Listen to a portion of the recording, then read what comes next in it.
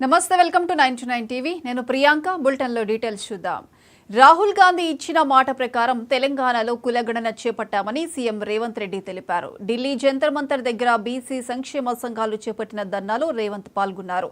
బీసీల లెక్క తెలియకుండా రిజర్వేషన్లు ఇవ్వడం కుదరదని కోర్టులు చెప్పాయని, అందుకే బీసీ కులగణన చేపట్టామని చెప్పారు. బీసీల డిమాండ్ న్యాయబద్ధమైందని, దీన్ని బీజేపీ ఎందుకు పట్టించుకోవడం లేదని ప్రశ్నించారు.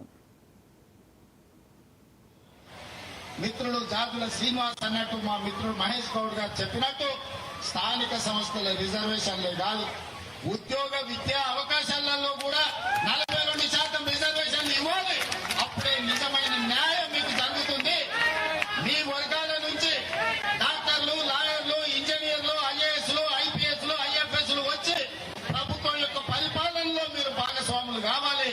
తెలంగాణ రాష్ట్ర అభివృద్ధిలో మీరు ముందు బాగా నిలబడాలి అని ఇవాళ ఉద్యోగం విద్యలో కూడా రిజర్వేషన్లు పెంచాలి అని ప్రభుత్వం నిర్ణయం తీసుకున్నారు.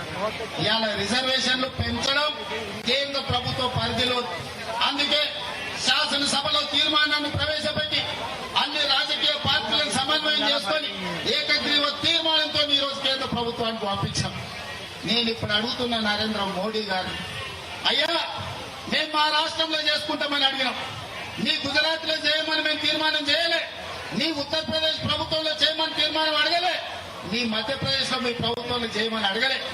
మా తెలంగాణలో మా 4 కోట్ల ప్రజలలో మా బలైన వర్గాల సోదరులకు 42% రిజర్వేషన్లు ఇస్తాం, మేము మాకు అనుమతి ఇవ్వండి అని మేము తీర్మానం చేస్తే నరేంద్ర మోడీ గారు మీకు వచ్చిన కష్టమైందని నేను అడుగుతున్నా.